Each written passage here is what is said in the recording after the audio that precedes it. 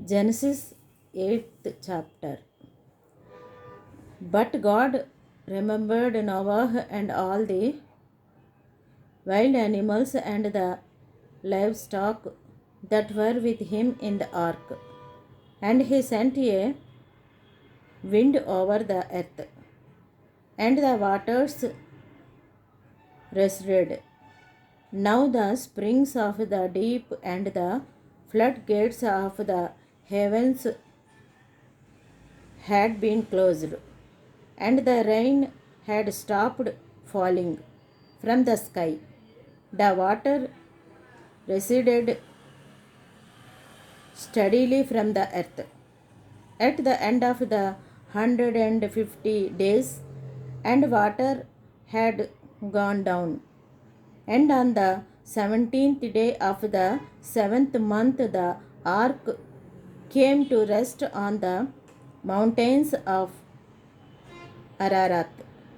The waters continued to recede until the 10th month.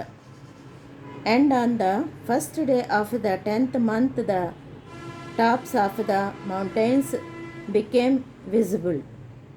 After 40 days, Noah opened the window he had made in the ark and sent out a raven, and it kept flying back and forth until the water had dried up from the earth. Then he sent out a dove to see if the water had receded from the surface of the ground. But the dove could find no place to set its feet because there was water over all the surface of the earth. So it returned to Noah in the ark. He reached out his hand and took the dove and brought it back to himself in the ark. He waited 7 more days and again sent out the dove from the ark. When the dove returned to him in the evening, there in its beak was a freshly plucked olive leaf. Then Noah knew that the water had receded from the earth. He waited 7 more days and sent the dove out again. But this time it did not return to him. By the first day of the first month of Noah's 601st year, the water had dried up from the earth. Noah then removed the covering from the ark and saw that the surface of the ground were dry. By the 27th day of the second month, the earth was completely dry.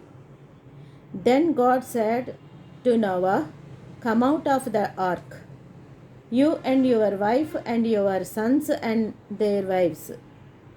Bring out every kind of living creature that is with you, the birds, the animals, and all the creatures that move along the ground, so they can multiply on the earth and be fruitful and increase in number upon it." So Noah came out together with his sons and his wife and his sons' wives, all the animals and all the creatures that move along the ground, and all the birds, everything that moves on the earth, came out of the ark, one kind after another. Then Noah built an altar to the Lord, and taking some of all so clean animals and clean birds, he sacrificed burnt offerings on it. The Lord smelled the pleasing aroma and said in his heart, Never again will I curse the ground because of man, even though every inclination of his heart is evil from childhood, and never again will I destroy all living creatures as I had done. As long as the earth endures, seed time and harvest, cold and hot, summer and winter, day and night will never cease.